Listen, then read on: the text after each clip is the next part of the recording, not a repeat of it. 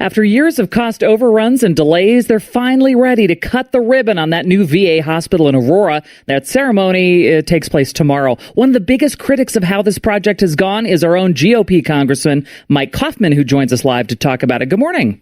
Good morning. So it took years longer than predicted, way more money. Can you believe it's finally here? Oh, I'm so glad it's here. I'm so glad it's done. The veterans of this country shouldn't suffer from the incompetence of the Department of Veterans Affairs, and so thanks again to the Army Corps of Engineers. I led the fight in Congress to get them to have them take over the project, and they took it to completion, not the VA. The VA is not a construction entity. They are there to provide the care and the benefits that our veterans have earned through their military service. Are they going to heed your advice, Congressman, going forward with any other projects like this? Oh, no. I also led the fight to permanently strip them of their construction management authority to ever build another hospital again. They'll have to use an entity like the Army Corps of Engineers or the General Service Administration, and the Navy has an equivalent to the Army Corps of Engineers. So they're going to have to use a third party to manage their construction going forward for our hospitals. Remind us just how much longer and how many cost overruns we had getting this project going. Oh, it's about 5 years over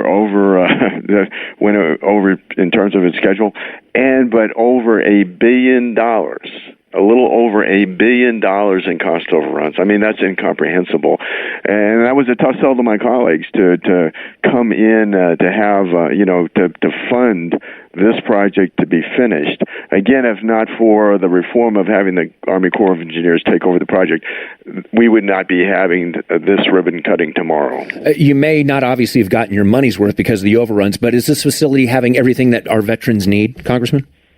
Well, there's a problem, and the problem is in the design that the VA came up with, that there are not enough outpatient exam rooms to bring all the people over from the old hospital over in Colorado Boulevard. So we are going to have to keep the first floor of the old hospital open until we can find additional outpatient facilities to house the remainder of their staff.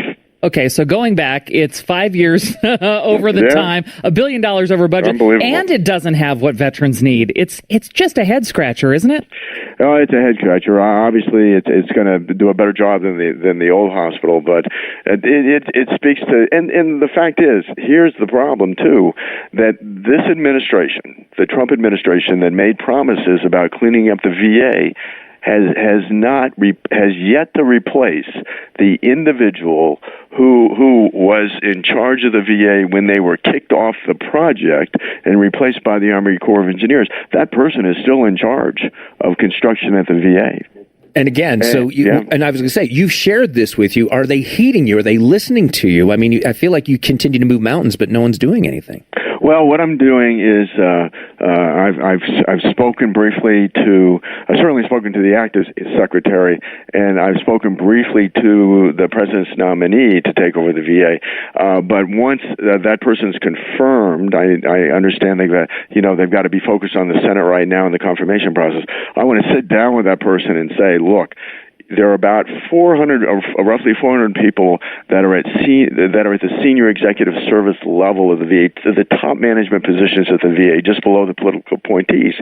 And you just look at the reports, the documented reports, where they have problems that they've not fixed year after year. You've got to clean house and get rid of those people. Just like the individual that's in charge of construction management for the VA, that person has to go. Mm. And unless you do that, unless you clean house, no matter what you say, no matter what you do, you will not reform this agency.